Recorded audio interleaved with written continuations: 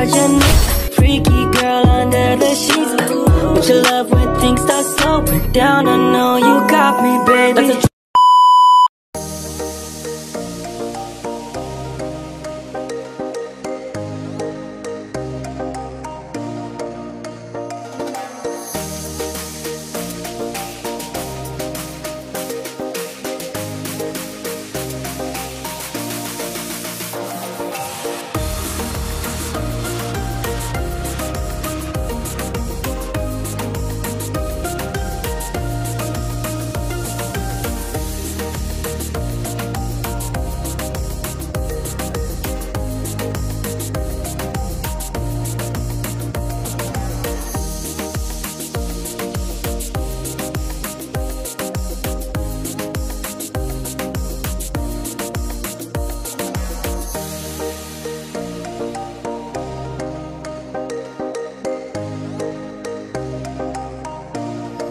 Magandang araw po.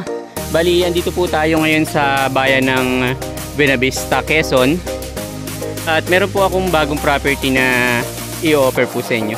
Bali, ito po natututukan ng camera. Ito po yung property na may sukat na 3,000 square meter. Yan. Bali, ito po yung start ng property sa may kahoy na to. Then diretso po tayo dyan. Yan po natututukan ng camera na yan. Ito na po yung property. Ayan. Bali, ang estimated po na puno ng nyug dito ay umaabot pa po na nasa 80 to 90. Ayan. Makikita nyo naman po na puno po siya ng nyug. At ang kagandahan po nito, ito po ay alaga po nila sa paglilinis.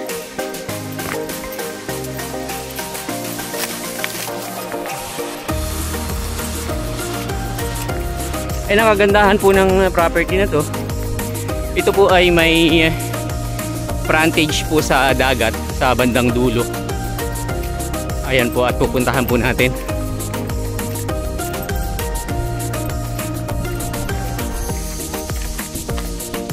Ayan, bali dito po sa bandang dulo ay meron po ditong kubo. Then kung mapapansin nyo po yung kulay blue na yan, yan po ay dagat. Ano po? Ayan. Ito po ay overlooking sa dagat. Then sa bandang dulo po dun, sa kabilang side, ay meron pong daan dun na pababa. Yan, ang ganda po ng view. Yan, bali po dito sa bandang dulo ng property ay andito po yung daan pababa po sa dagat. Yan. May mga hagdan din po.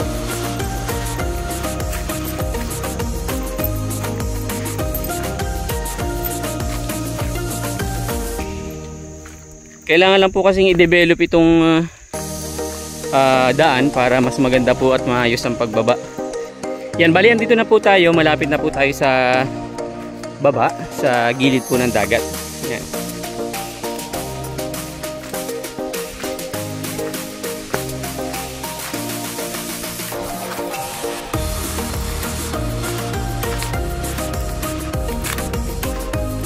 Yan, nandito na po tayo sa tabing dagat.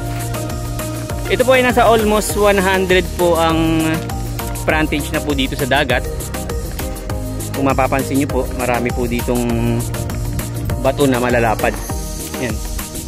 Maganda naman po ang pagkaano ng bato dito at malalapad po siya. Hindi po siya matalim. Yan, sa mga naghahanap po ng property na pwedeng i-develop na may magandang tanawin po sa dagat, baka ito na po yung hinahanap nyo. Yan. Ito pong natatanaw natin ng camera na to ay pwede pong i-develop ito at gawing layer po siya para po malagyan ng cottage. Then ito po ang magiging view niya sa dagat.